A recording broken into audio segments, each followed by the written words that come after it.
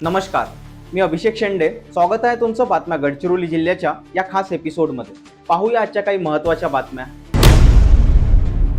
चामोर्शी तालुक्यात सोमवारी 8 जून 2026 ला 7 वर्षाच्या मुलीवर लैंगिक अत्याचार झाल्याची धक्कादायक घटना समोर आली आहे. मिळालेल्या माहितीनुसार प्रज्वल उर्फ नारू सदाशिव भांडेकर, वय 25 वर्ष, राहणार चामोर्शी, हा नवीन घराचे रंगकाम करण्यासाठी गेला आणि नेहमीप्रमाणे 7 वर्षाची बालिका घराच्या गच्चीवर खेळत होती.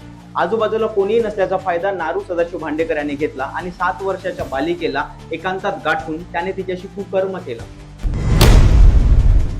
8 जून 2026 ला तालुका कुरखेडा येथे आदिवासी समाजाने मोठा मोर्चा काढला. आदिवासी समाजाच्या विविध मागण्या आणि केंद्रीय गृहमंत्री अमित शहा यांनी आदिवासी समाजाला वनवासी म्हटल्याच्या विरोधात हे आंदोलन करण्यात आले.